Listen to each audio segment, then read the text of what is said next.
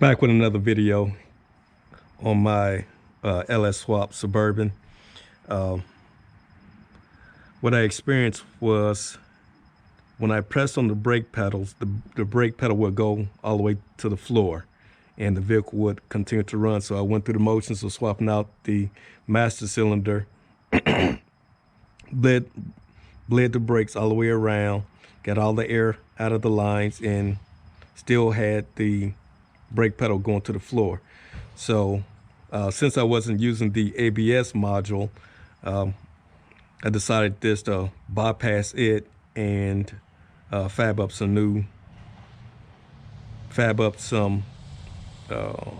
new brake lines to bypass that module.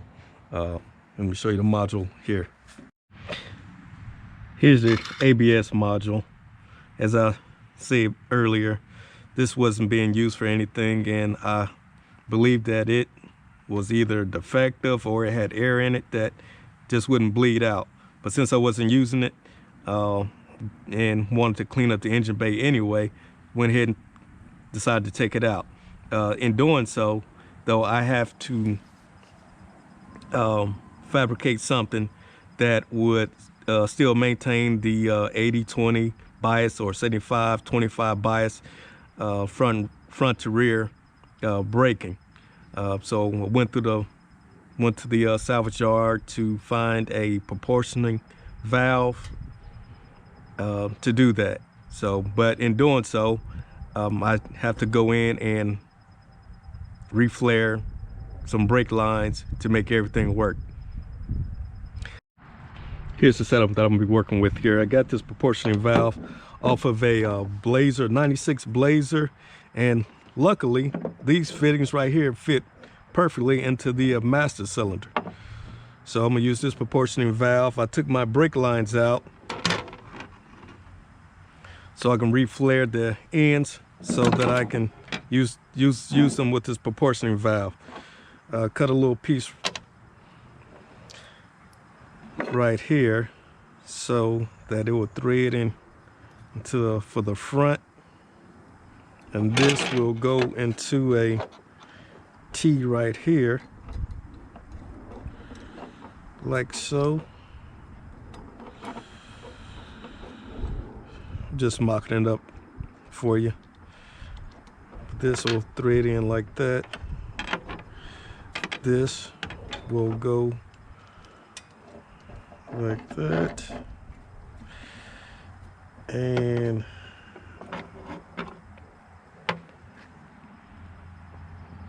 that's for the back, but this will thread in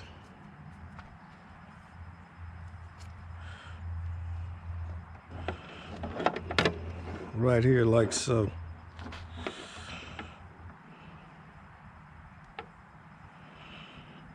I'm gonna have to cut that in so it can be straight.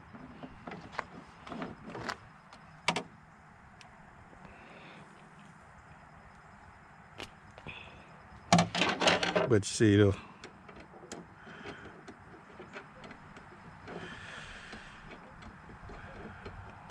oh, come on here.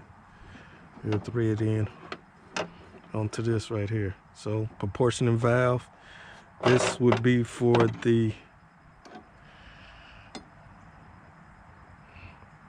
this would go for the passenger side. This one right here is for the driver's side.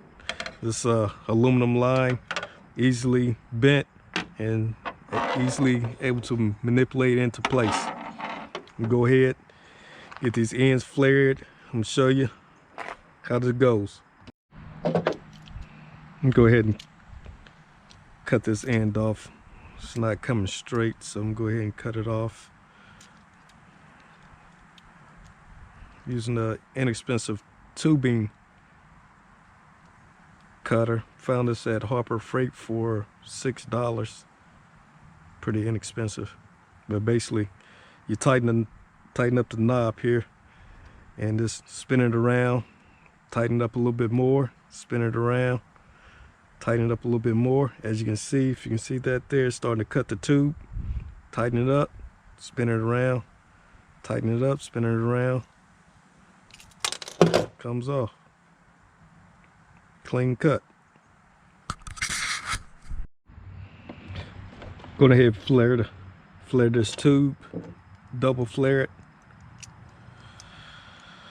What you want to do, take the die, measure this. You want the end of the tube to be the same height as the step there. So I'm going to tighten that up, lock it in place, lock this down, lock this down.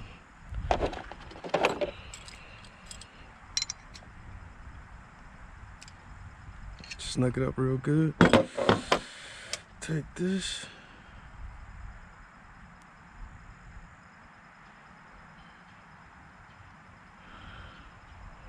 Put it right there. Put this on.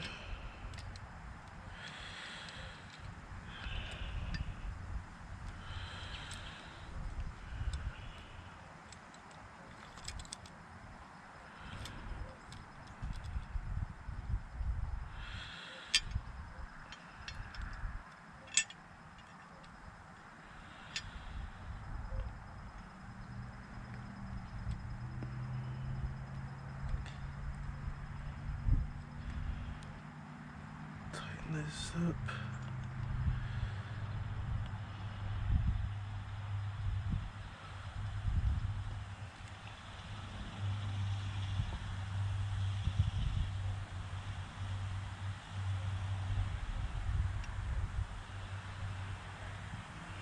Make sure that's square.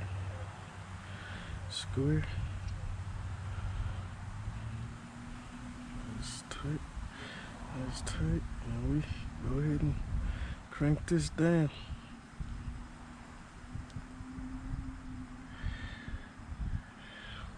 Turn it until it bottoms out. See that? Turn until it bottoms out. Back it off.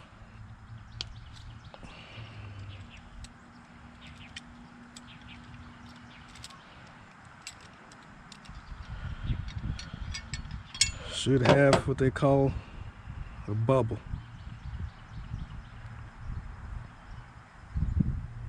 So put that right there. Take this and go ahead and double flare it.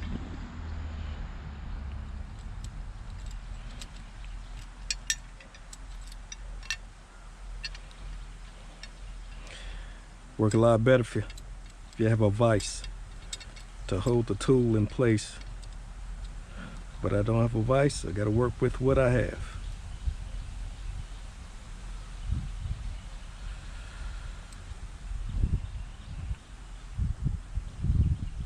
Make sure everything is square. We go ahead and tighten it up.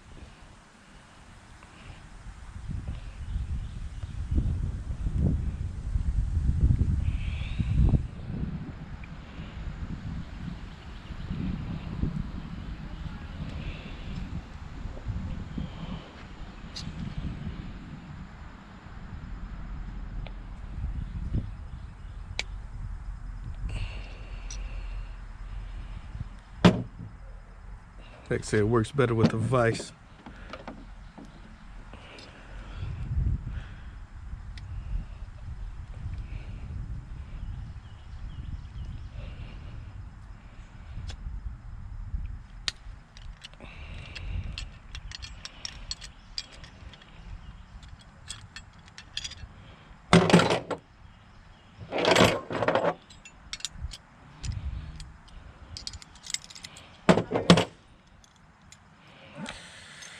Let's see what we got.